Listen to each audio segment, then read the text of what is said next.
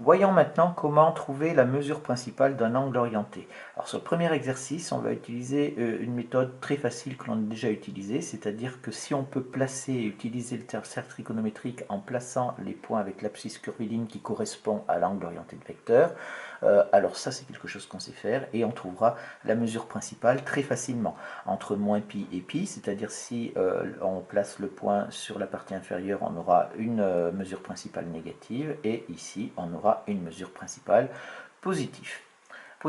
Alors, et par contre, on verra aussi qu'il y a certaines limites sur le cercle trigonométrique, en particulier quand on travaille avec les grands nombres, c'est un petit peu plus compliqué. Alors, on commence par moins 7pi sur 4.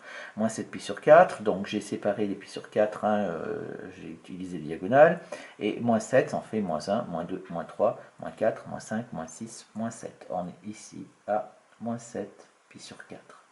Moins 7pi sur 4, on voit bien que moins 7pi sur 4, on a une mesure négative, mais on est dans la partie supérieure du cercle, et donc, automatiquement, il faut prendre la mesure positive, c'est-à-dire pi sur 4. Donc la mesure principale, ici, elle est marquée, c'est donc pi sur 4.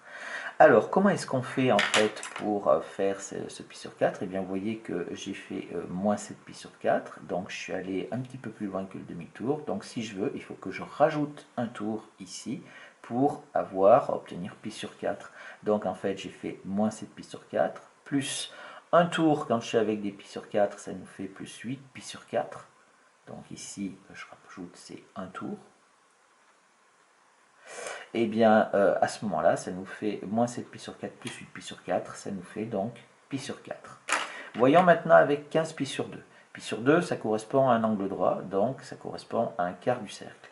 Donc si j'en fais 15, j'en fais 1, 2, 3, 4, 5, 6, etc. Donc 4 pour faire un tour, 8, 12 et 13, 14, 15. Je suis donc ici pour 15pi sur 2.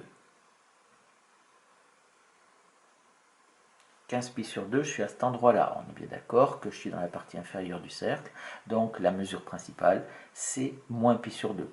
Donc maintenant, combien est-ce qu'il faudrait faire de tours? La mesure principale, moins pi sur 2, c'est-à-dire que j'obtiens cette chose-là. Or, j'ai fait 15pi sur 2. Donc il faut que j'enlève des tours. Donc là, ça va être quoi? Ça va être moins. Combien je vais en enlever? Donc si j'enlève un tour, je rappelle qu'un tour, on est avec des pi sur 2. Donc un tour, ça fait 4 pi sur 2. Donc ça nous fait 15 moins 4. Ça fait 11, moins 4, ça fait 7, ça nous fait dans le deuxième tour, moins 4, ça nous fait 3, donc ça ne suffit pas, il faut faire un quatrième tour, moins 4, pour faire moins 1. Donc il nous faut moins 4 tours, c'est-à-dire moins 4 tours, ça nous fait moins 16 ici, pi sur 2. Et ici, ça correspond à moins 4 tours. Et donc, du coup, 15 pi sur 2 moins 16 pi sur 2, ça va nous faire donc moins pi sur 2. Pour 13 pi, c'est beaucoup plus facile, on l'a déjà vu. Ici, ça, c'est un nombre impair 2 fois pi. Et si on a un nombre impair 2 fois pi, eh bien, on sait qu'on est ici sur le cercle, donc ça ne pose pas de problème. Donc ici, je suis à 13 pi.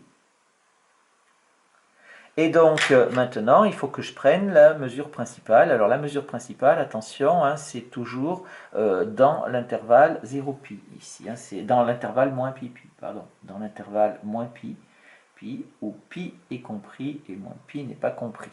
Donc ici, la mesure principale, c'est pi. Pour 128pi, c'est beaucoup plus facile, puisque ici, on a un nombre pair 2 fois pi. Et si on a un nombre pair de fois pi, eh bien on sait qu'on est à cet endroit-là, donc je suis ici à 128 pi, et donc la mesure principale vaut 0. Alors, on arrive à 29 pi sur 7.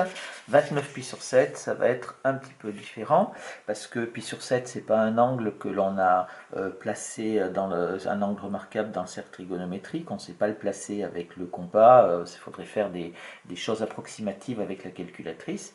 Donc là, on va utiliser la méthode algébrique. Donc, qu'est-ce qu'on va faire? On va dire ici que un tour correspond à quoi? Alors ici on est avec des pi sur 7, donc on va dire que 1 tour c'est 14 pi sur 7. D'accord? Il faut prendre le double, puisqu'un tour ça fait 2 pi, donc il faut prendre le double de ce qu'on a au dénominateur ici. Et qu'est-ce que je vais faire? Je vais diviser donc 29 divisé par 14, et ça va me donner ici le nombre de tours que je veux avoir. 29 divisé par 14, ça nous donne donc 2,007. 2,07, ce qui implique donc 2 tours. 2 tours, c'est-à-dire 28 pi sur 7. Donc, qu'est-ce qu'on va faire? On va dire qu'on a 29 pi sur 7 qui va être égal à... Alors, on va faire 29 pi sur 7 moins... alors, qui va être égal, je vais dire plutôt à 2 tours, c'est-à-dire 28 pi sur 7. Décidément, c'est des 7 là. 28 pi sur 7. Et ici, plus pi sur 7. Et ici, je vais indiquer donc que là, ça correspond à quoi? Ça correspond à mes 2 tours que j'ai fait auparavant. D'accord? Et maintenant, on peut conclure ici, j'ai la mesure principale. La mesure principale qui va être égale donc à pi sur 7. Voilà, donc je prends ma mesure d'angle, je regarde un tour à quoi ça correspond, je fais ma division de 29, puisque des pi sur 7 j'en ai 29, 29 divisé par 14 ça me fait 2,07, j'arrondis à l'entier le plus proche, je dis qu'il y a 2 tours, ce qui correspondent à 28 pi sur 7, ça voilà, vous pouvez le faire ici, et je décompose en disant que 29 pi sur 7 c'est donc 2 tours, mais 28 pi sur 7, et comme j'en ai 28, il m'en manque un, donc c'est plus pi sur 7 ici. On va voir ça sur le 50, sur tout un tas d'autres mesures. Et vous voyez que, en fait, dès qu'on va avoir des angles qui ne sont pas remarquables ou des grands nombres, comme ici, moins 55 pi sur 6 ou moins 135 pi sur 4, ça va être compliqué de travailler avec le cercle trigonométrique en visuel ici. Donc, pour moins 55 pi sur 6, on va dire donc toujours pareil, un tour égale quoi? Est égal à 12 pi sur 6. 12 pi sur 6. Donc maintenant, qu'est-ce qu'on fait? On fait moins 55 divisé par 12. Alors, moins 55 divisé par 12, ça nous fait ici 4,58, moins 4,58. C'est-à-dire ici, moins 6 tours, moins 5 tours. Attention, hein, j'ai moins 4,58, donc je prends, j'arrondis à l'entier le plus proche, c'est-à-dire je prends 5 tours, moins 5 tours. Donc, moins 5 tours, je dis ici que moins 5 tours, ça nous fait, est égal à moins 60 pi sur 6. Donc, qu'est-ce que je vais dire? Je vais dire que mon moins 55 pi sur 6 est égal à, ici, je vais faire mes tours, c'est-à-dire moins 60 pi sur 6. Alors, je vais faire moins 5, on peut marquer ça comme ça, moins 5 fois 12 pi sur 6. Ça nous en fait moins 60. Et moins 60, il faut que j'aille à moins 55, ça nous fait donc plus 5 pi sur 6. Hein, si j'en veux moins 55, donc j'en ai moins 60 plus 5, ça nous en fait moins 55. Ici, j'ai mes 5 tours, moins 5 tours. Et donc, j'ai la mesure principale. Mesure principale qui est égale à 5 pi sur 6. On continue. Pareil ici, 135 pi sur 4. Je vais avoir donc un tour qui est égal, je travaille avec des pi sur 4, donc ça nous fait 8 pi sur 4. Je vais diviser donc moins 135 par 8, moins 135 par 8, ce qui nous fait ici 16, moins 16,875, ce qui nous fait donc moins 17 tours. Moins 17 tours. Et je vais écrire donc ici mon moins 135 pi sur 4 qui va être égal, alors moins 17 tours, ça nous fait 136, ça nous fait égal à moins 136 pi sur 8. ici. Donc, je vais dire que c'est quoi? C'est moins 135, moins 136 pi sur 8. Et ici, si j'en ai moins 136, ça correspond donc à mes moins 17 tours. Et ici, j'en veux moins 135, donc il faut que je fasse plus pi sur 8.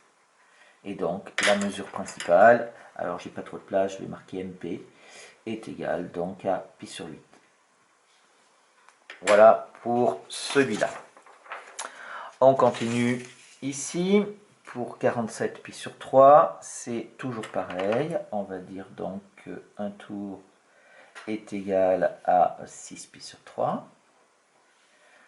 Donc après, qu'est-ce qu'on fait? On fait 47 divisé par 6, ce qui va nous donner 47 divisé par 6, 7,83. Ce qui veut dire donc ici, ça fait 8 tours. 8 tours, ce qui fait 8 fois 6, ça fait 48 pi sur 3.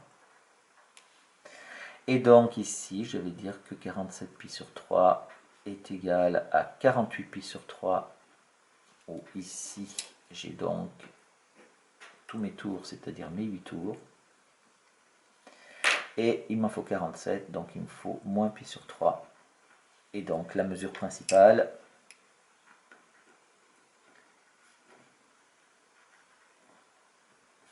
est égale à moins pi sur 3. Voilà, ici, c'est toujours pareil, hein, on arrondit à l'entier le plus proche. Pour 1542, moins 1542 pi, ici, c'est pas compliqué, on a un nombre impair, pair, pardon, on a un nombre pair de fois pi, donc la mesure principale égale 0.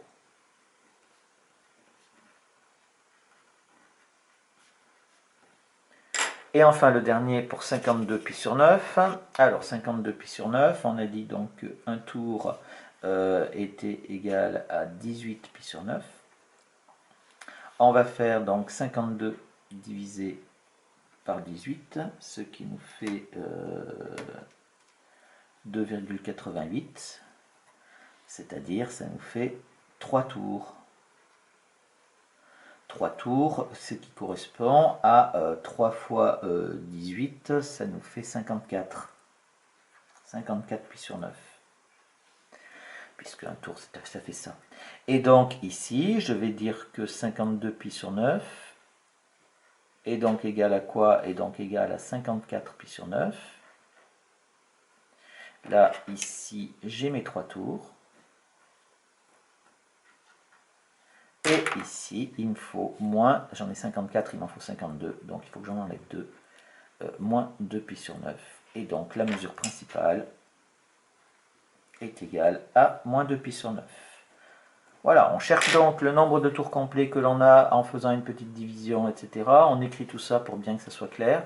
Et après, en détail, donc notre nombre de tours, on le calcule ici en fonction avec des pi sur 9. Et ça nous donne, ce qui reste ici, nous donne la mesure principale de l'angle avec lequel on travaille.